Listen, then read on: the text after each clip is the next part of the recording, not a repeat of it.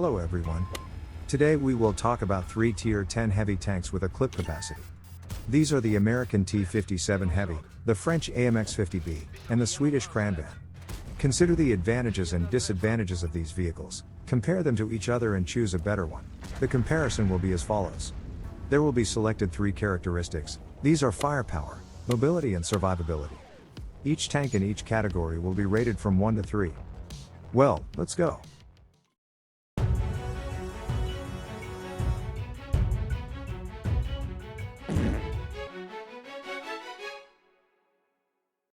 Let's begin by firepower. AMX 50B is gun with an average damage per shot of 404 shells in the magazine. The reload time between shots is 2.5 seconds. Full reload time is 27 seconds, including equipment. Looking ahead, these are not the best indicators. However, it's still not bad. The comfortable aiming time is about 2.2 seconds. It's enough to aim between shots. The depression angles are 10 degrees, which is also very comfortable.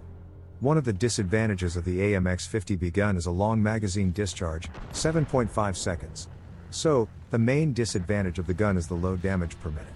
In summary, AMX 50B has a very comfortable gun with a good clip capacity, which is quite difficult to implement, which we will talk about later. By the way, how do you like the updated map of Minsk? Write what you think about it in the comments. Now let's talk about the gun of the second tank. It's T57 Heavy. In my country it is often sarcastically named T57 Honest. Funny, isn't it? All because this tank has an incredible power gun. Average damage per shot is 400.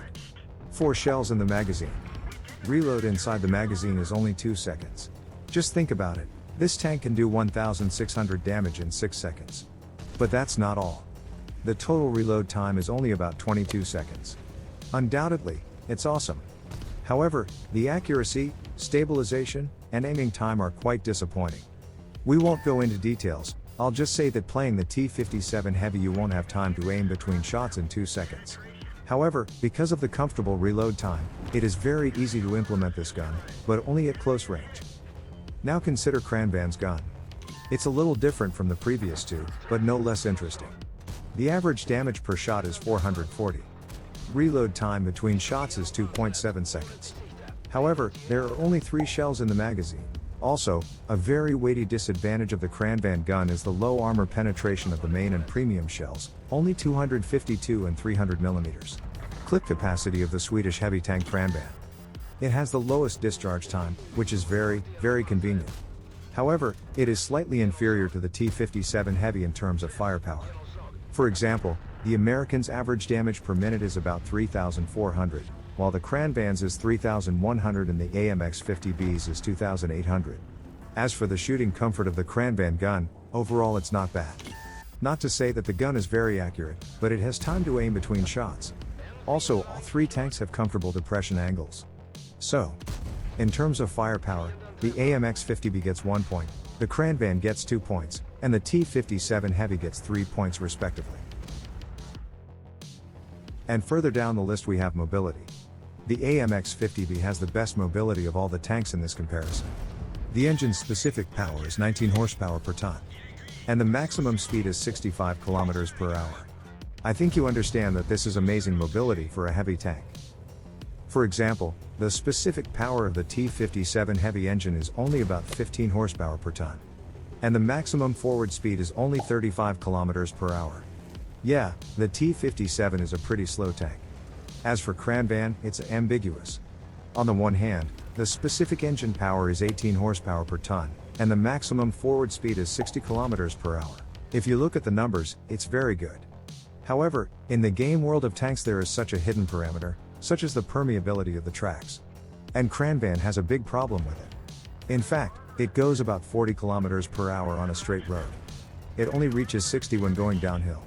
Thus, in the mobility category, the AMX 50B gets 3 points, the Kranvagn gets 2 points, and the T57 Heavy gets 1 point. Now let's talk about survivability. The AMX 50B has no armor at all. Moreover, his turret is very huge and easy to hit by enemies. And on the whole, this tank is very big. Yes, there is armor in the front of the hull, but enemies hardly ever fire there. As for the T57 Heavy, it is very ambiguous. This tank has armor.